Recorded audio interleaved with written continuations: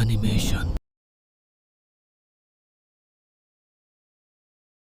রাত তখন 2:15। চারপাশটা একদম নিঝুম।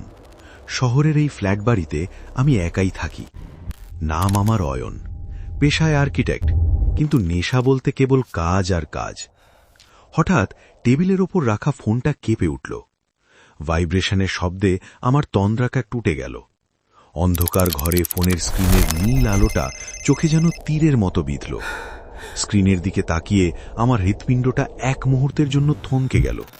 স্ক্রিনে ভাসছে মৌমিতা। না, এটা অসম্ভব।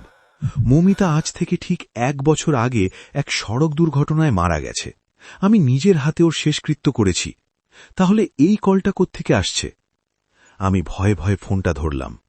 ওপাশ থেকে কোনো কথা নেই, শুধু একটা ঘড়ঘড়ে দীর্ঘশ্বাসের শব্দ।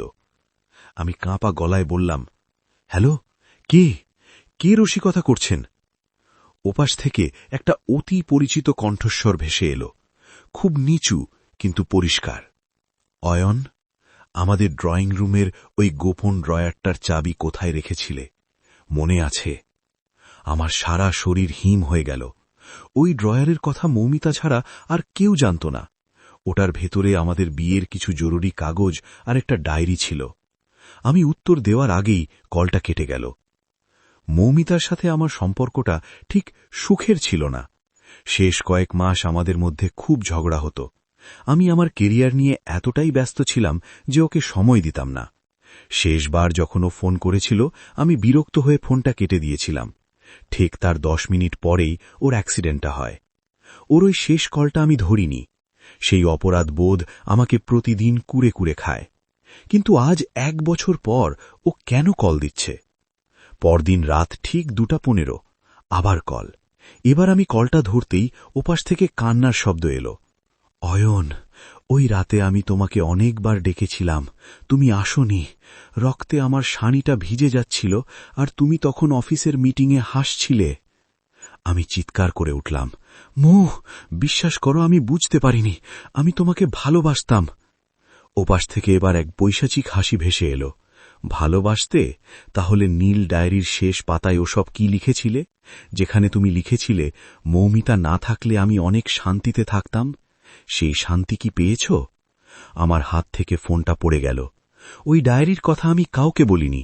ওটা আমার মনের এক অন্ধকার কোণের কথা ছিল, যা আমি রাগের মাথায় লিখেছিলাম। ও সেটা জানল কি করে? ও কি তবে সব দেখছে? রাত বাড়তে লাগল, ফোন আসা থামল না। প্রতিবার কল আসে আর মৌমিতা এমন সব কথা বলে যা শুধু আমাদের একান্ত ব্যক্তিগত। তৃতীয় রাতে কল এলো ভিডিও কলে। আমি ভয়ে স্ক্রিনের দিকে তাকালাম। স্ক্রিনে কোনো মানুষের মুখ নেই, শুধু একটা অন্ধকার রাস্তা, যে রাস্তায়ও মারা গিয়েছিল। হঠাৎ ক্যামেরাটা ঘুরল। ঝাপসা অন্ধকারে একটা সাদা অবয়ব দেখা যাচ্ছে। ওটা এগুচ্ছে আমার দিকে। স্ক্রিনের ভেতরেই আমি শুনতে পেলাম আমার নিজের ফ্ল্যাটের কলিং বেলের শব্দ। আমার রক্ত হিম হয়ে গেল। আমি কোনোমতে টলতে টলতে দরজার কাছে গেলাম। হাত কাঁপছে। যেই আমি দরজার হ্যান্ডেলটা ঘোরালাম, আমার ফোনের নেটওয়ার্ক চলে গেল। ঘরটা হঠাৎ নিস্তব্ধ হয়ে গেল। আমি দরজাটা একটু ফাঁক করলাম। বাইরে কেউ নেই, শুধু একটা পচা গন্ধ করিডর জুড়ে ছড়িয়ে আছে। স্বস্তির নিঃশ্বাস ফেলতেই ফোনটা আবার বেজে উঠল। পকেটে থাকা ফোনটা বের করলাম। কল এসেছে, আননোন নাম্বার। আমি কলটা রিসিভ করে কানের কাছে নিতেই অনুভব করলাম আমার ঘাড়ে কেউ একজন বরফ শীতল নিঃশ্বাস ফেলছে। ওপাশ থেকে কোনো যান্ত্রিক আওয়াজ নয়, একদম আমার কানের কাছে কেউ ফিসফিস করে বলল, দরজার বাইরে কেন খুঁজছো অয়ন? আমি তো তোমার ঠিক পেছনেই দাঁড়িয়ে। আমি ঘুরে তাকাতেই দেখলাম অন্ধকার ঘরে মৌমিতার সেই বিভৎস মুখটা। ওর হাতে সেই ফোনটা, যেটায় আমার নাম্বার ডায়াল করা। স্ক্রিনে লেখা, কলিং অয়ন। পরদিন সকালে পুলিশ অয়নের ফ্ল্যাট থেকে ওর লাশ উদ্ধার করে। ডাক্তাররা জানায় হার্ট অ্যাটাকে ওর মৃত্যু হয়েছে। কিন্তু অদ্ভুত ব্যাপার হল, অয়নের হাতে থাকা ফোনটাতে তখনও একটা কল চলছিল। ওপাশ থেকে শুধু একটা মেয়ে কান্নার শব্দ শোনা যাচ্ছিল। সবচেয়ে রহস্যময় বিষয় হল, পুলিশ চেক করে দেখে অয়নের ফোন থেকে মৌমিতার নাম্বারে কল করা হয়েছে, অথচ মৌমিতার ফোনটা 1 বছর আগেই ওর চিতায় পুড়ে ছাই হয়ে নিয়েছিল।